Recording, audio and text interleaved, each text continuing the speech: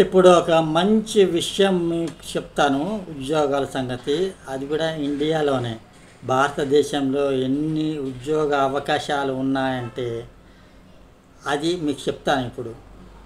చాలామంది ఇండియాలో ఉన్న ఆపర్చునిటీ లేవని అనుకుంటారు, తక్కువ అంచనా వేస్తారు. కానీ అది కాదు. ఇప్పుడు మన దగ్గర క్వాలిఫైడ్ క్యాండిడేట్స్ ఎంతోమంది ఉన్నారు ఇండియాలో. అన్ని రకాల బ్రాంచెస్లో ఉన్నారు, అన్ని సబ్జెక్ట్స్లో ఉన్నారు, డిఫరెంట్ ఫీల్డ్స్లో ఉన్నారు.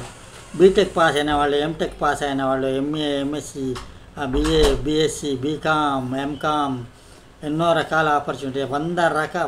ఎన్నో వేల ఉద్యోగాలు ఉన్నాయి. అటు సాఫ్ట్వేర్ సైడ్ ఉన్నాయి, ఇటు గవర్నమెంట్ సైడ్ ఉన్నాయి, ఇటు ప్రైవేట్ సెక్టార్ సైడ్ ఉన్నాయి, అటానమస్ బాడీ సైడ్ ఉన్నాయి, పబ్లిక్ సెక్టార్ వైజ్ ఉన్నాయి, రైల్వే రిక్రూట్మెంట్ బోర్డు ఉన్నది. దాని తర్వాత Andhra Pradesh public state Andhra Pradesh state board of ఇది ఉన్నది, ఎడ్యుకేషన్ ఉన్నది. Telangana state public service commission ఉంది, స్టేట్ పబ్లిక్ సర్వీస్ ఉంది, యూనియన్ పబ్లిక్ సర్వీస్ కమిషన్ ఉంది. తర్వాత బ్యాంకింగ్ రిక్రూట్మెంట్ బోర్డ్స్ ఉన్నాయి, ప్రైవేట్ కంపెనీలు ఉన్నాయి, B pharmacy, M pharmacy companies ఉన్నాయి, హాస్పిటల్స్ ఉన్నాయి, మన హోటల్స్ ఉన్నాయి, హోటల్ మేనేజ్మెంట్ చేసిన వాళ్ళకి. ఎన్నో రకాలు ఉన్నాయి. ఫారెనే పోవక్కర్లే, ఫారెనే ఓన్లీ లిమిటెడ్. అది కూడా ఇప్పుడు ఆపర్చునిటీస్ సీల్ అయిపోయినాయి. ఇప్పుడు ఆపర్చునిటీస్ అంతకు ముందు ఉన్నట్టు లేదు. కరోనా రాకముందు ఉన్న ఆపర్చునిటీస్ దాని తర్వాత లేవు. ఎందుకంటే అన్ని కంట్రీసు చాలా జాగ్రత్త పడ్డాయి. బయట వాళ్ళకి ఎంతమంది తీసుకోవాలో అంతమందినే ఉద్యోగాలు తీసుకుంటున్నారు. ప్రతి వాళ్ళు వచ్చిన వాళ్ళని రా ఉద్యోగాలు చేయని ఇయ్యరు. ఎందుకంటే వాళ్ళ గవర్నమెంట్ పాలసీ కూడా ఉంటుంది. ఒక్కొక్క కంట్రీకి ఒక్కొక్క గవర్నమెంట్ పాలసీ ఉంటుంది. వాళ్ళ పాలసీస్ కొంతమందినే తీసుకోవాలి. ప్రతి వాళ్ళని బయట వాళ్ళని చేసుకుంటే లోకల్ వాళ్ళకి ఆపర్చునిటీస్ ఇవ్వాలి కదా. ఏ కంట్రీ వాడైనా, ఏ కంట్రీలో ఉన్న గవర్నమెంట్ వాళ్ళైనా కూడా. కాబట్టి భారతదేశంలో ఎన్నో ఆపర్చునిటీస్ ఉన్నాయి. ఇప్పుడు పబ్లిక్ సర్వీస్ కమిషన్ రాయొచ్చు, యూనియన్ పబ్లిక్ సర్వీస్ కమిషన్ రాయొచ్చు, బ్యాంకింగ్ రిక్రూట్మెంట్ బోర్డు రాయొచ్చు, రైల్వే బోర్డు రిక్రూట్మెంట్ బోర్డు రాయొచ్చు, సివిల్ సర్వీసెస్ రాయొచ్చు. ఎన్నో ఆపర్చునిటీస్ ఉన్నాయి. మిలిటరీలో పోవచ్చు, డిఫెన్స్ ఆర్గనైజేషన్లో పోవచ్చు, నేషనల్ డిఫెన్స్ అకాడమీలో చేయొచ్చు, ఎడ్యుకేషన్ డిపార్ట్మెంట్స్ ఉన్నాయి, విద్యుత్ చౌజ్ ఉన్నది, అండ్ అగ్రికల్చర్. స్టేట్ గవర్నమెంట్ ప్రతి స్టేట్ గవర్నమెంట్లో ఎన్నో ఓపెనింగ్స్ ఉన్నాయి. పేపర్లలో అన్నీ వెతికితే దొరుకుతాయి. కానీ మన వాళ్ళకి వెతకడం బద్ధకం. కాబట్టి నేను అనేది ఏంటంటే, నేను కూడా ఇంతకుముందు ఒకసారి నైరోబి, కెన్యా వెళ్ళా ఉద్యోగాన్ని గురించి. వెళ్ళి అక్కడ కొన్ని రోజులు ఉన్నా, నాకు నచ్చలే. ఎందుకంటే మన దేశం కాని దేశంలో మనం వెళ్ళి మనకి పీస్ ఆఫ్ మైండ్ ఉండదు. భయంగా బ్రతకాలి. ఏ రోజు ఏమవుతుందో తెలియదు. మనల్ని ఎవరు ఆదుకోరు. అయ్యో పాపం అని ఎవరు జాలి పడరు. మన చుట్టాలు ఉండరు. ఏదైనా రోగం వచ్చినా, రొస్ట్ వచ్చినా ఎవరికి చెప్పుకోలేము. అక్కడ మెడికల్ ఫెసిలిటీస్ నార్మల్ ఇక్కడ ఇండియాలో ఉన్న మెడికల్ ఫెసిలిటీస్, ట్రీట్మెంట్లు అక్కడ లేవు. అక్కడ ఉన్నా కూడా డబ్బులు గుంజేస్తారు బయట వాడి దగ్గర నుంచి. ఉన్నాయనుకుంటారు. వాళ్ళకి ఏంటి, ఉంటే ఉన్నాడు, చస్తాడు అనుకుంటారు. ఇక్కడ కాదు కదా.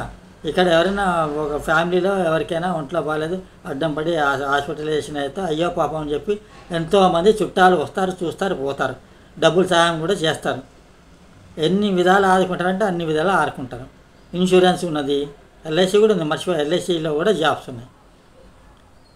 మన కమిషన్ బేసిస్లో చేసుకోవచ్చు. రియల్ ఎస్టేట్ దందాలు చేసుకోవచ్చు, బిజినెస్ పెట్టుకోవచ్చు, స్మాల్ స్కేల్ ఇండస్ట్రీస్ పెట్టుకోవచ్చు. మాకు ఉద్యోగం కావాలి, డబ్బే సంపాదించాలి అంటే ఇండియా చాలు. వద్దంటే డబ్బు సంపాదించుకోవచ్చు. ఇండియాలో కూడా ప్రశాంతత ఉంటుంది, పీస్ ఆఫ్ మైండ్ ఉంటుంది. ఇంట్లో ఉన్న పేరెంట్స్కి ప్రశాంతత ఉంటుంది.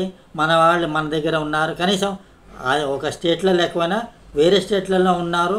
కనీసం నెలకో 2 నెలలో 3 నెలకో వచ్చిపోతుంటారు. పండగలకి, పబ్బాలకి, ఫంక్షన్స్కి వచ్చిపోతుంటారు. అదొక ఆనందం, తృప్తి, satisfaction. That is called human satisfaction. ఎవరికి పనిచేసేవాడికి సాటిస్ఫాక్షను, వాళ్ళ పేరెంట్స్కి సాటిస్ఫాక్షను, చుట్టాలకు కూడా సాటిస్ఫాక్షన్. డబ్బు ఏంది, వాడు వస్తుంది పోతుంది. డబ్బే డబ్బు అంటే డబ్బు వస్తుంది, ఏదో రూపంలో ప్రాబ్లం చట్టమని పోతుంది. అది కాదు, ఉన్న దాంట్లో సంతృప్తి పడడం. That is called satisfaction, human satisfaction. ఆ సాటిస్ఫాక్షన్ అనేది మనిషికి ఉండాలి. తృప్తి ఎంత దాకా సాటిస్ఫాక్షన్ అంతే ఉండాలి. మనం అనుకోని విధంగా సాటిస్ఫాక్షన్ మొత్తం కోట్లు బిలియనరీ కావాలి దర్జాగా ఉండాలంటే కాదు, వీలు పడదు. అది వాళ్ళ బాధలు వాళ్ళకు ఉంటాయి, వాళ్ళ టెన్షన్స్ వాళ్ళకు ఉంటాయి. బిలియనర్స్ మల్టీ మిలియనర్స్కి ఉన్న టెన్షన్స్ వాళ్ళకు ఉంటాయి. మనీ మేనేజ్మెంట్ వేరే ఉంటుంది, భయంగా ఉంటుంది. ఫైనాన్స్ మేనేజ్మెంట్ చేసుకోవాలి, ఎంతోమందిని వాళ్ళే ఎంగేజ్ చేసుకోవాలి. నమ్మకస్తులు ఉంటారు, నమ్మకస్తులు ఉండరు. దాని బదులు ఇండియాలోనే ఏ స్టేట్లో అయినా సరే మంచి ఉద్యోగం వస్తే హ్యాండ్ టు మౌత్ ఉండాలి, కొంచెం సేవ్ చేసుకునేలాగా ఉండాలి, ఇల్లు కట్టుకునేలా ఉండాలి, పెళ్లి చేసుకుని పిల్లల్ని పోషించుకోవాలి. వీలు పడితే పేరెంట్స్కి హెల్ప్ చేయాలి, ఇన్సూరెన్స్లు కట్టాలి, వాళ్ళకి కావాల్సిన అవసరం పడితే వాళ్ళకి డబ్బులు ఇచ్చేలాగా ఉండాలి. వాళ్ళు ఉట్టిగా అడగరు. పేరెంట్స్ ఆల్రెడీ హ్యాండ్స్ అప్ అయిపోయి ఎవరు ఉండరు. ఆల్రెడీ పేరెంట్స్ కూడా ఉద్యోగం చేసిన వాళ్ళే, వాళ్ళ దగ్గరికి ఏదో పెన్షన్లు వస్తుంటాయి, వాళ్ళు పనిచేసిన జీతాలు వాళ్ళకి సాటిస్ఫాక్షన్ వాళ్ళకు ఉంటుంది. వాళ్ళ జమానాలో వాళ్ళ కాస్ట్ ఆఫ్ లివింగ్ వాళ్ళకి సాటిస్ఫాక్షన్. మిమ్మల్ని పెంచారు, ఏదో ఇల్లు కొంపనో డబుల్ స్టోరీ బిల్డింగ్ ఏదో కట్టుకొని ఉంటారు, అది పిల్లలకే కదా వచ్చేది, అది కూడా అడిషనలే పిల్లలకి. కాబట్టి ఉద్యోగాలు ఇండియాలోనే చాలా ఆపర్చునిటీస్ ఉన్నాయి, వెతుక్కుంటే దొరుకుతాయి. కాంపిటేటివ్ టెస్టులు రాసుకోవాలి. చార్టెడ్ అకౌంటెంట్ చేయాలనుకుంటే దానికి కూడా టెస్టులు ఉన్నాయి, దానికి కూడా ప్రిపేర్ అవ్వాలి. ఎవరైనా ప్రిపేర్ కాందే పాస్ కాలేరు, నెగ్గుకు రాలేరు. బ్యాంకింగ్ రిక్రూట్మెంట్ బోర్డులో కూడా నెగ్గు కాంపిటీషన్ ఉంటుంది. రైల్వే బోర్డులో కూడా ఎగ్జామ్ రాయాలి, యూపీఎస్సీలో ఎగ్జామ్ రాయాలి, స్టేట్ తెలంగాణ స్టేట్ సర్వీస్ కమిషన్లో కూడా ఎగ్జామ్ రాయాలి, ఆంధ్రప్రదేశ్ స్టేట్ సర్వీస్ కమిషన్లో ఎగ్జామ్ రాయాలి, సివిల్ సర్వీసెస్కి ఎగ్జామ్ రాయాలి. తర్వాత డిఫెన్స్ ఫోర్సెస్లో ఏది ఎయిర్ నేవీ ఆర్మీ వాటిలో కూడా ఎగ్జామ్ రాయాలి, ఫిజికల్ ఫిట్నెస్. దేంట్లో అయినా even public sector undertakings, private sector undertakings, autonomous bodies వాటిలో కూడా ఎగ్జామ్స్ రాయాలి. ఆ ఎగ్జామ్స్ నెగ్గుకు రావాలంటే ఉట్టి బీటెక్ చేసి ఎగ్జామ్ రాసేస్తే ఆ చదువు వేరే, బీటెక్ ఎంఏ ఎంఎస్సి బీఎస్సీ ఆ చదువులు వేరే. కాంపిటేటివ్ ఎగ్జామ్స్కి రాసుకునే సరిపోయే క్వాలిఫికేషన్స్ కావాలి. ఆ exams only for eligibility criteria to fulfil the norms prescribed by the employer. ఉద్యోగస్తుడు ఎవరైనా ఉద్యోగం వస్తే మినిమం నామ్స్ ప్రిస్క్రైబ్ చేశాడు, మినిమం క్వాలిఫికేషన్ ఇవి ఉండాలి. ఉద్యోగాన్ని బట్టి, ఉద్యోగం డిజిగ్నేషన్ బట్టి ఉంటాయి క్వాలిఫికేషన్స్.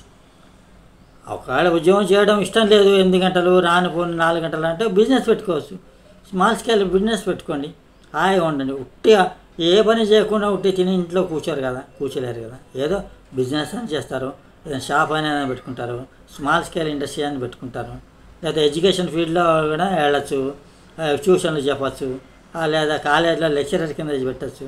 అట్లాగనే క్వాలిఫికేషన్ ఇంప్రూవ్ చేసుకుని రావచ్చు. అట్లేం లేదు. Satisfaction is the most important for any candidate. ఇండియాలో ల్యాండ్ ఆఫ్ ఆపర్చునిటీస్ బోల్డ్ అని ఉన్నాయి, ఉద్యోగాలు దొరుకుతాయి, దొరకలేదని ప్రసక్తి లేదు. ఫారెన్లో ట్రై చేసుకుంటే దొరికితే వెల్ అండ్ గుడ్, వాళ్ళకి అఫోర్డబుల్ ఉండి డబ్బులు ఖర్చు పెట్టుకుంటాము, రిస్క్ తీసుకుంటాము, మేము వెళ్తాము, సెటిల్ అవుతాము, అవి అని అది వాళ్ళ ఇష్టం. ఆపర్చునిటీ వచ్చినప్పుడు ఆలోచించాలి, ఇవి మానేసి అది ఆలోచించడానికి కాదు కదా. సో కాబట్టి నేను అనేది అంటే everybody should be happy with their own qualifications acquired. Additional qualification improve చేసుకునే కెపాసిటీ ఉండి, ఫైనాన్షియల్ స్టాండింగ్ ఉండి, ఫైనాన్షియల్ సపోర్ట్ ఉండి, వాళ్ళకి నాలెడ్జ్ ఉండి, ఏజ్ కూడా పర్మిట్ అవుతోంది, వాళ్ళకి బాదరబందీ లేదు, రెస్పాన్సిబిలిటీస్ అనుకున్నంతగా లేవు అనుకుంటే క్వాలిఫికేషన్స్ ఫర్దర్గా ఇంప్రూవ్ చేసుకోవచ్చు. ఒక లేని పక్షంలో వాళ్ళు ఉద్యోగం చేస్తా అంటే చేసుకోవచ్చు. టీచర్ ఉద్యోగాలు ఉన్నాయి, లెక్చరర్స్ ఉద్యోగాలు ఉన్నాయి, ట్రై చేస్తూ ఉండాలి ఆన్ టైం. ఒకసారి గవర్నమెంట్లో జాబ్ వచ్చిందనుకో, బ్యాంకులో కానీ, సెంట్రల్ కానీ, స్టేట్ కానీ, ఎక్కడైనా పబ్లిక్ సెక్టర్లో ఉద్యోగం వస్తే లైఫ్ సెటిల్ అయిపోయినట్టే. ట్రై చేయాలి, ఏజ్ కూడా ఉంది వాళ్ళకి. ఈవెన్ చాలా రైల్వేస్లో అయితే కొన్ని ఉద్యోగాలకి 37-38 సంవత్సరాల దాకా కూడా ఉంది. టీటీఈ వాళ్ళకి ఎగ్జామినర్కి 37-38 సంవత్సరాల దాకా ఎలిజిబిలిటీ కూడా ఉంది. దాని ఏజ్ వైజ్ నో ప్రాబ్లం. ఇటు వచ్చి మనకి పీపుల్ టెన్షన్ ఎట్లా ఉందంటే, ఈ రోజుల్లో బీటెక్ అందరూ బీటెక్ చేస్తున్నారు. వాళ్ళ సైకాలజీ ఎట్లుందంటే సాఫ్ట్వేర్ పడిపోయింది. ఒకప్పుడు సాఫ్ట్వేర్ ఫెచ్చింగ్ ఉండేది, ఎక్కువ జీతాలు ఇచ్చేవారు. స్టేట్ గవర్నమెంట్, సెంట్రల్ గవర్నమెంట్ కన్నా ఎక్కువ జీతాలు ఇచ్చేవాడు, కరెక్టే. కానీ రాను state government, public sector, private sector, central government వాళ్ళు కూడా ఉద్యోగం ఈజీగా పెంచేశారు. సాఫ్ట్వేర్కి ఎంత ఉన్నదో వీళ్ళ గవర్నమెంట్లో కూడా జీతాలు అంతే ఉన్నాయి, ఆల్మోస్ట్ అంతే ఉన్నాయి. ఇక 10-15% అటు ఇటు తక్కువ ఉండొచ్చేమో. కానీ గవర్నమెంట్లో అదే private sector, public sector, banks, రైల్వేస్లో ఉన్న ఫెసిలిటీస్ సాఫ్ట్వేర్లు ఎక్కడ ఉన్నాయి? లేవు కదా. ఎక్సెప్ట్ జీతం మోహన పడేస్తారు, పోనీ అంటారు. వేరే ఫెసిలిటీసే లేవు. లాస్ ఆఫ్ పే చేయడానికి లేదు, ఆ ఉద్యోగం మానడానికి లేదు. లోన్ తీసుకుని ఇల్లు కట్టుకుంటే చచ్చినట్టు ఉద్యోగం చేయాలి. ఎప్పుడు పీకేస్తారో సాఫ్ట్వేర్ ఎవరికి తెలియదు. ఏ స్టేట్కి ట్రాన్స్ఫర్ చేస్తారో ఎవరికి తెలియదు. టెన్షన్ ఉంటుంది. ప్రాజెక్ట్ ఇచ్చిన ప్రాజెక్ట్ కంప్లీట్ చేయాలి. 14 గంటలు దూరాలంటే రానుపోయిన 2-3 గంటలు అవుతుంది. ట్రాన్సిట్లోనే అయిపోతుంది. ట్రాన్స్పోర్టేషన్ టైము అక్కడ పనిచేసేది 8 గంటలు. వర్క్ ఫ్రమ్ హోమ్ ఇస్తారు కానీ సాటిస్ఫాక్షన్ ప్రైవేట్ సెక్టార్లో ఎస్పెషల్లీ సాఫ్ట్వేర్లో ఉన్న సాటిస్ఫాక్షన్ కన్నా ఈ బ్యాంకులో స్టేట్ గవర్నమెంట్, ఎడ్యుకేషన్ డిపార్ట్మెంటు, గవర్నమెంట్లలో autonomous public sector water, railway బోర్డులలో, రైల్వేస్లలో ఉన్న సాటిస్ఫాక్షన్ ఎక్కువ ఉంది. అక్కడ నేను పని చేసినా పని చేయమని జీతం ఇస్తారు, హాయిగా నడిపోవచ్చు. అన్ని ఫెసిలిటీస్ ఉన్నాయి. మ్యారేజ్ లోన్ ఉంది, ఎడ్యుకేషన్ లోన్ ఉంది, పిల్లల ఫారెన్ ట్రిప్కి లోన్ ఉంది, ఫెస్టివల్ అడ్వాన్స్లు ఉన్నాయి, స్కూటర్ అడ్వాన్స్ ఉంది, హౌసింగ్ కన్స్ట్రక్షన్ లోన్ ఉంది, పెళ్లి చేసుకుంటే లోన్లు ఇస్తారు, మెటర్నిటీ లీవ్ ఉన్నది, ఎన్నో 100 రకాల లోన్స్ ఉన్నాయి గవర్నమెంట్లో. మరి మీ ఇక్కడ ఉన్నాయా? సాఫ్ట్వేర్లో ప్రైవేట్ సెక్టార్లో ఎక్కడైనా ఉన్నాయా? లేవు. కాబట్టి దొరుకుతాయి. గవర్నమెంట్లో చాలా ఉన్నాయి. ప్రైవేట్ సెక్టర్ సాఫ్ట్వేరే కాదు, అదర్ సైడ్ కూడా చాలా ఉంటాయి. కాబట్టి తప్పకుండా నేను అనేది అంటే పిల్లలు, please try sincerely all state government jobs, central jobs, railway board, banking recruitment, public sector undertaking, education department, small scale industries, corporate offices అని కొత్తగా పెట్టిన అన్నీ ట్రై చేయండి.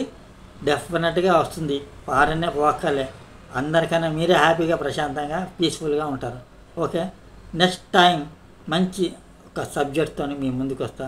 ఇట్లు ఈ వీడియో మీకు నచ్చినట్లయితే తప్పకుండా మర్చిపోకుండా సబ్స్క్రైబ్ మటుకు చేయండి, వేరే వాళ్ళకి షేర్ చేయండి, లైక్ చేయండి, వ్యూస్ వచ్చేట్టు చూడండి. Thank you.